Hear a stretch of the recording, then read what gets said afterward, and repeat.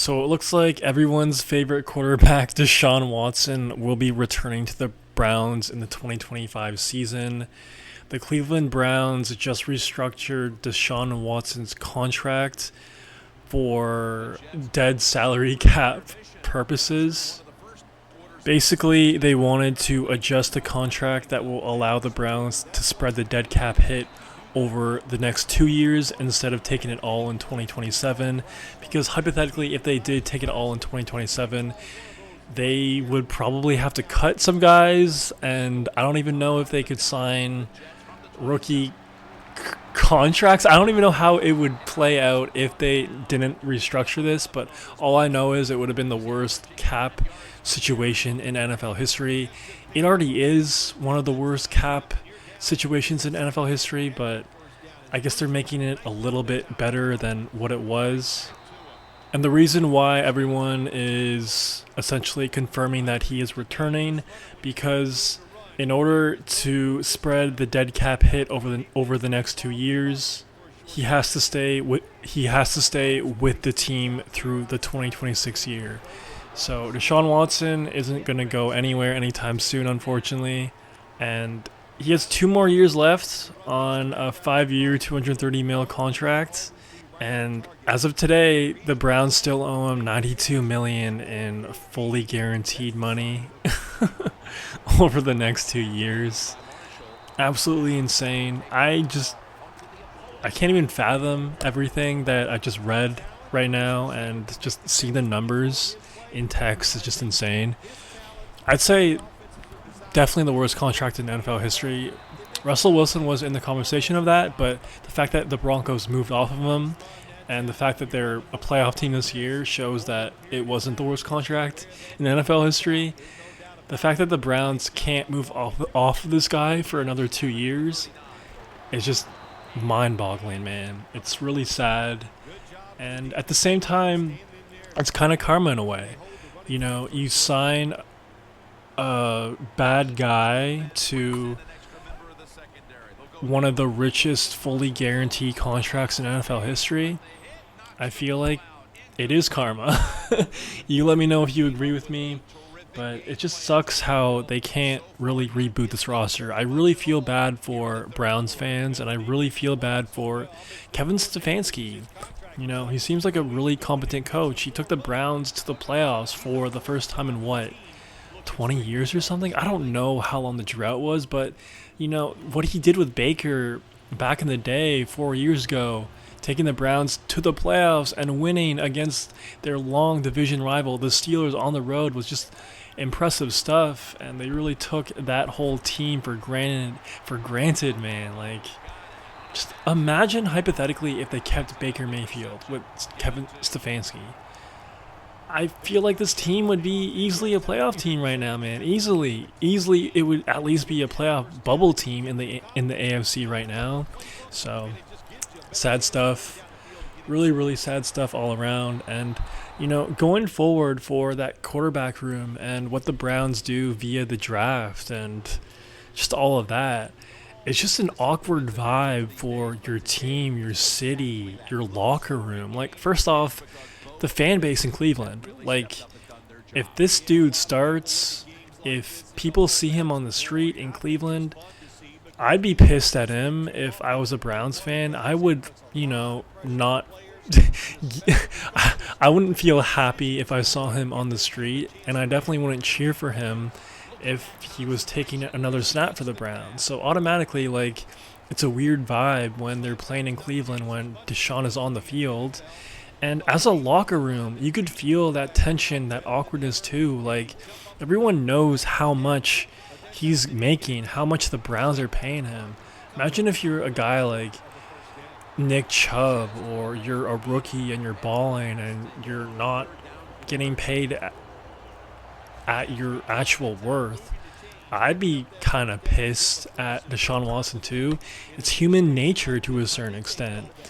And, as a quarterback, hypothetically, if they draft a young rookie QB to come in that room, it's going to be awkward, bro.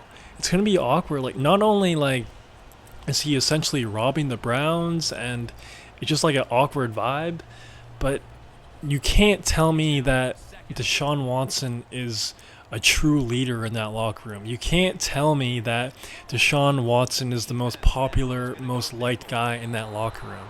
There's no way, bro. I'd be surprised if half of the Browns team liked Deshaun Watson. I feel like it's got to be like 20% or lower. I feel like 80% of that team probably dislikes him a lot.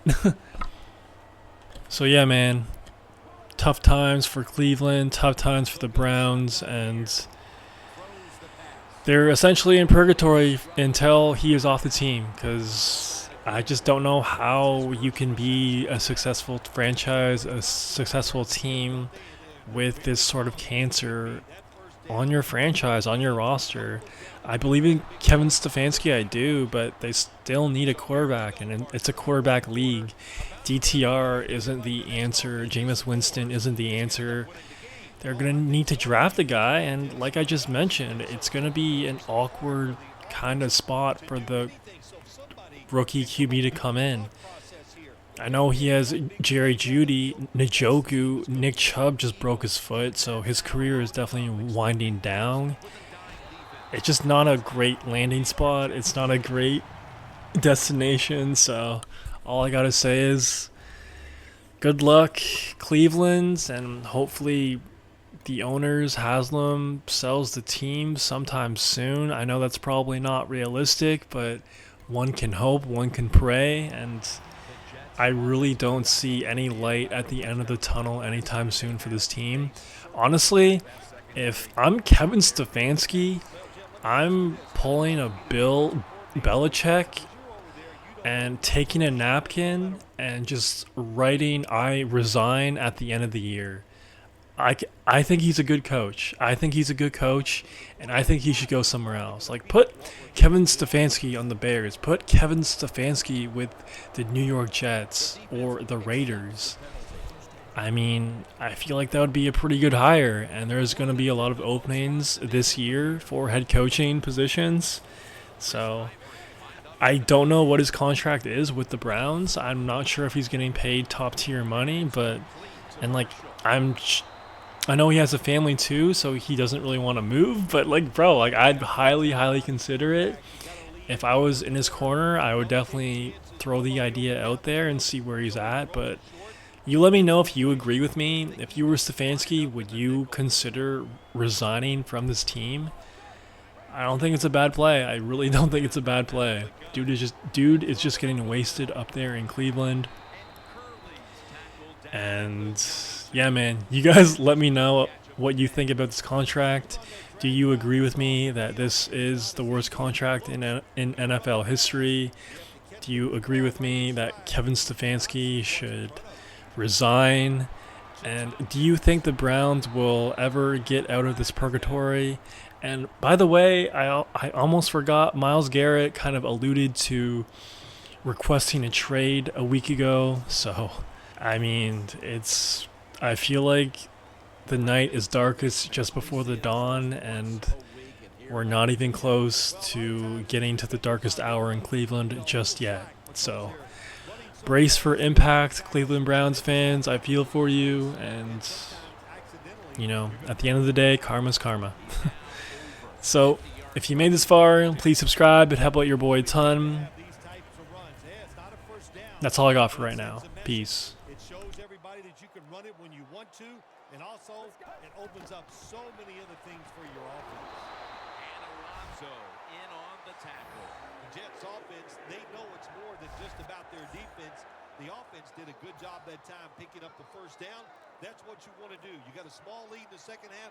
Keep getting those first downs and eat that clock up. First down at the 46. And Thornton in on the tackle. Good job that time by the defense. They're down. It's in the fourth quarter. They are expecting the offense to run the football, and they stop it for a couple yards. Leading and with possession of the football, a good place to be at this point in the game. And Ivories met after a gain of 3. The game is close. It's in the fourth quarter. You're winning. You're on the offensive side. You find out if you can really run the football in these situations. That time, short gain on the run. Play number 6 coming up on this drive. The Jets had to put last week's heart-wrenching loss behind them, and they've done that so far, although they've got another game that might be coming down to the wire. Yes, they do, Jim, right now. But what did you learn from last week's defeat? Can that be the difference to get you through and win this game today? The Jets have it at the 34. On first down, it's back to